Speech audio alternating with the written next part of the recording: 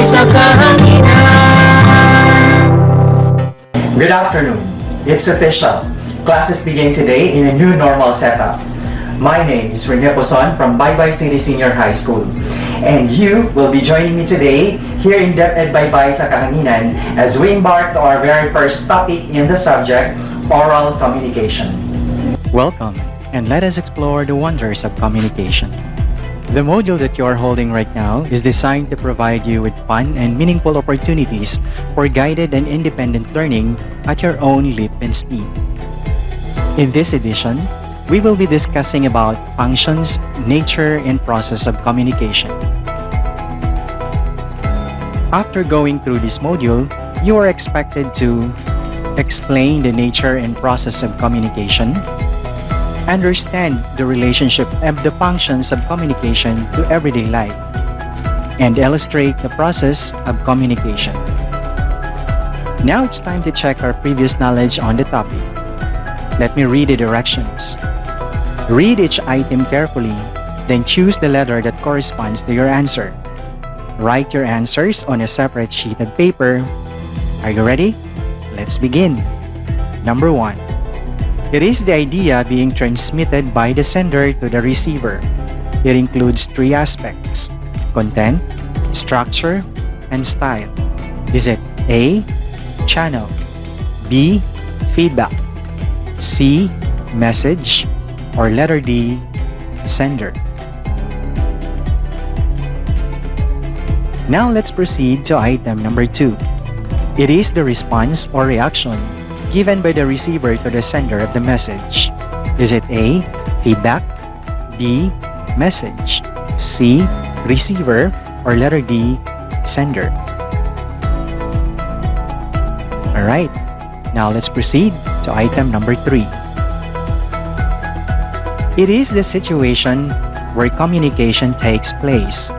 Please pay attention to the question because the choices are quite lengthy, so it will be presented in the next slide. Is it letter A? Both sender and receiver need to exchange messages. B. The receiver interprets the message. C. The sender recognizes the communication style of the other. Or letter D. The sender translates the message into a perceivable form. Now let's take item number 4.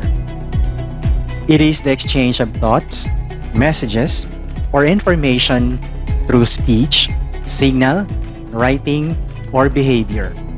Is it A. Channel, B. Communication, letter C. Language, or letter D. Message? Right, let's proceed to item number 5. This is the group of basic elements of communication. Let's take number 1, source. Number 2, destination. Number 3, medium. Number 4, language. Choices are letter A, 1, 2, 3, and 4. Letter B, 1, 2, and 3 only. Letter C, 2 and 3 only. Or letter D, 1 and 2 only.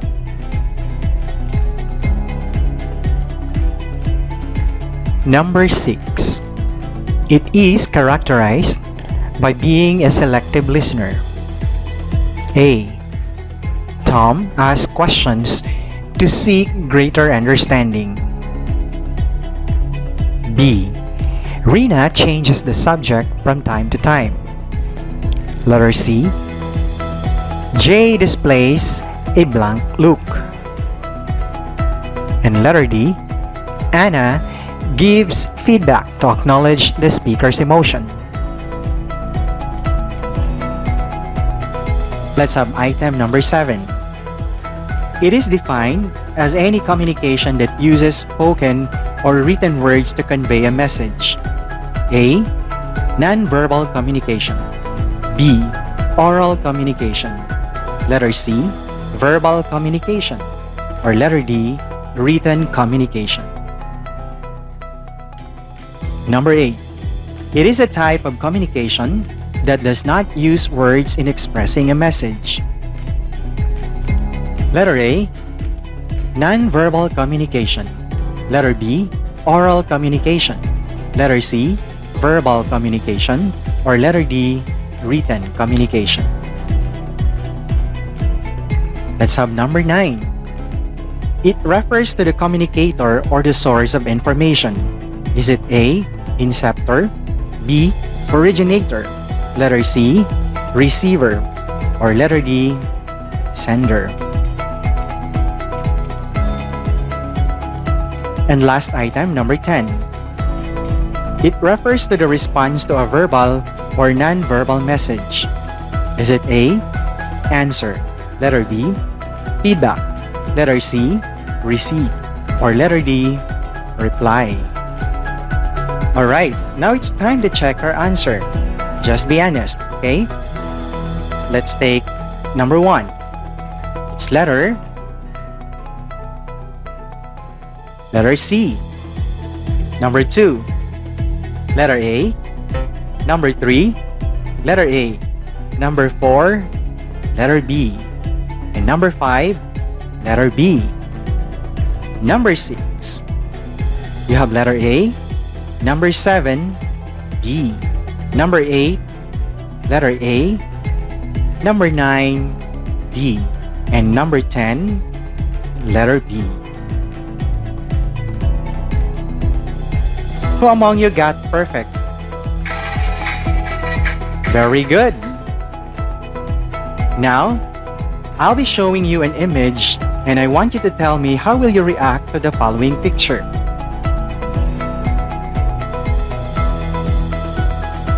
Believe it or not, your coming to your family is a great joy. Your first cry immediately after birth announced your arrival into this world. Afterwards, your mother understood that when you cry, you were hungry and gave you milk in response. Your face also expressed your feelings. You will learn more of this in the upcoming session in the subject. As years passed by, you started uttering short words and responded by waving your hands or nodding your head, and most of the times, laughing out loud. Today, you can act out, speak, and write to tell everyone what you think and feel.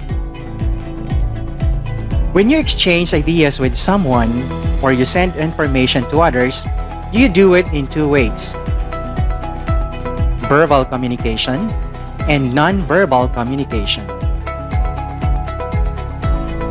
You either use words to say what you want to say, or you express yourself through gestures and facial expressions. Since then, people have the inherent need to communicate. Humans are social beings. We live to interact regularly with others, hence the saying, we cannot not communicate. In fact, their endurance is due to their ability to express themselves and connect to one another and the world they live in. When you look back in the history of humankind, you will find that early man could not speak as you do today. Records show that people have used various communication techniques, such as the use of symbols, gestures, sounds, drawings, and sign language.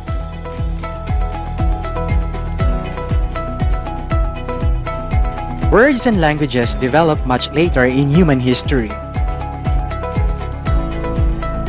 Over the years, communication has progressed tremendously. Language developed side by side with technology. Now in the 21st century, we realize the power of communication in building relationships and the community at large. Hence, we see the importance of communication. Look at the pictures flashed in your TV screen. You can also check your module on pages 6 to 7. Identify the different ways of communicating with others. Write your answers on a separate sheet of paper. Again, let me emphasize, you use separate sheet of paper. This is the first image.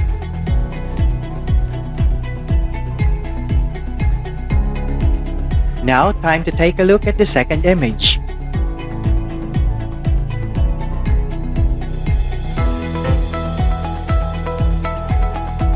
Alright, this will be the third image.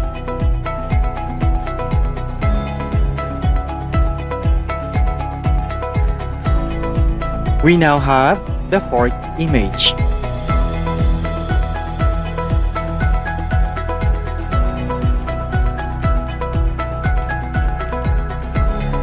And the fifth, or the last image.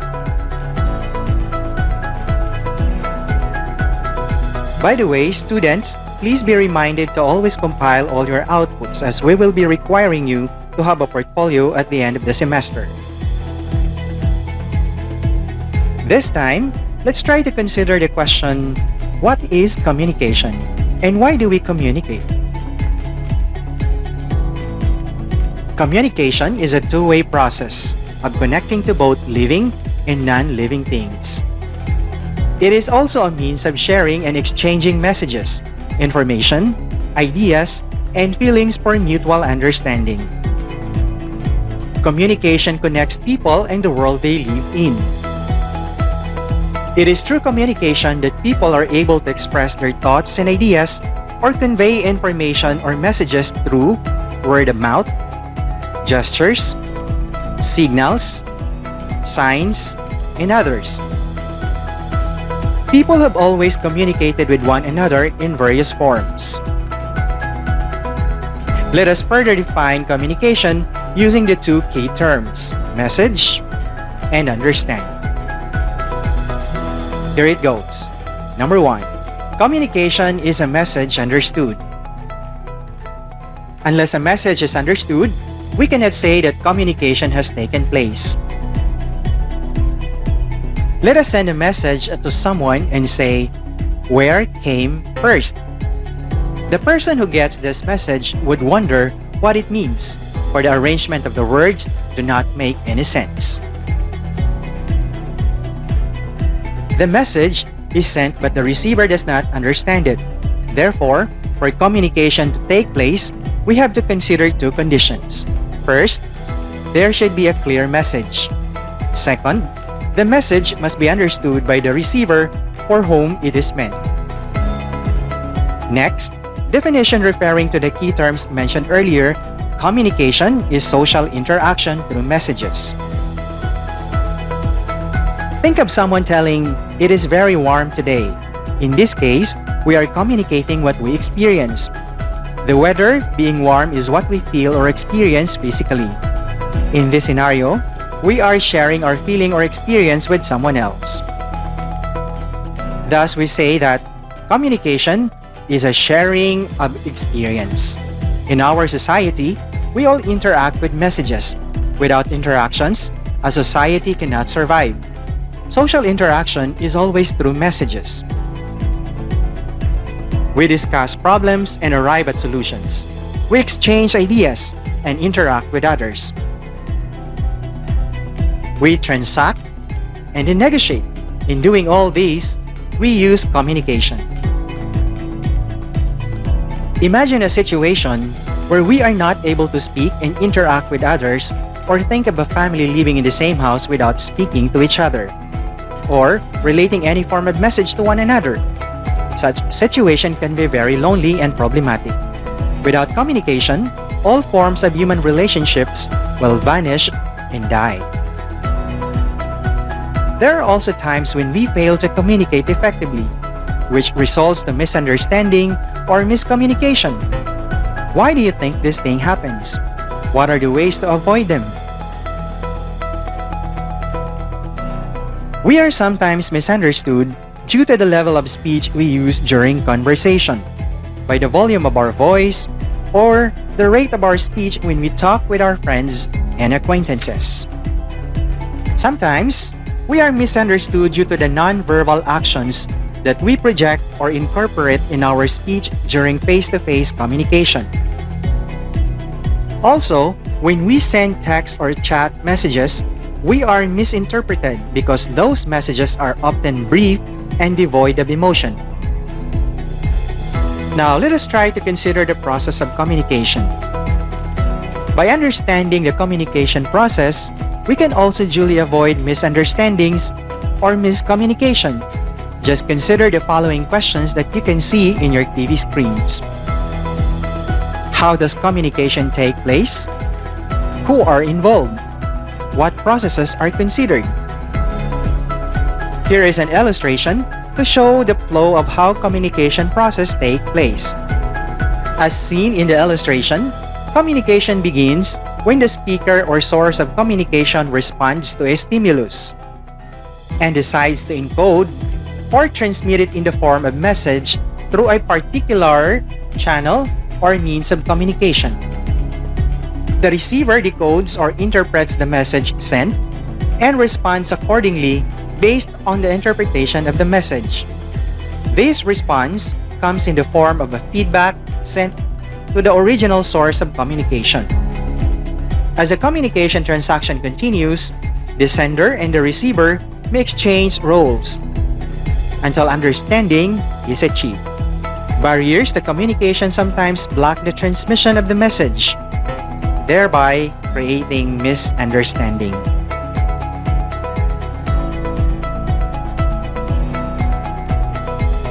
Through this process, we are able to understand that communication is systematic. Why do we communicate? Communication serves many purposes, and the following are some of the many reasons why we communicate. Inform, clarify, buy, teach, accept, criticize, inspire, question, understand, learn, affirm, deny. In addition, we also have counsel, express, confirm, persuade, clarify, conceal, sell, promote, advise, reveal, motivate, and many others. From the given examples, we realize that communication serves many purposes. Whether we are at home, in school, at work, or at play, we engage in communication. Now it is time to enrich our understanding to the topic presented to you. Here's what you're going to do. Think of communication transactions in your daily life. Enumerate situations where communication takes place. Then, indicate the result of the communication transaction and tell whether it is successful or not by writing the elements that made it so and specify its function on the third column. An example is provided for you. Here's how it looks like. Use a separate sheet of paper to answer this.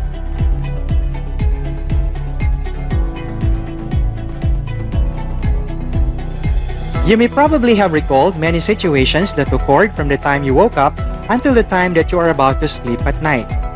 This is because communication transactions happen every time we interact with our own selves and with others. We cannot help but communicate. Now, based on the above discussions, fill in the following KWLH chart to track your learning status in this module. Write your answer on a separate sheet of paper. Show what you have learned creatively. Compose a Twitter or a Facebook post of your most important insights about the definition, nature, process, and functions of communication. Include hashtags at the end of your post. We're done with the introductory lesson for this week. Make sure to answer all remaining activities in your module and be ready for the retrieval of your answer next Monday. This has been Rene Boson, your oral communication subject teacher. I hope you had a great time watching this video. Until next time, bye!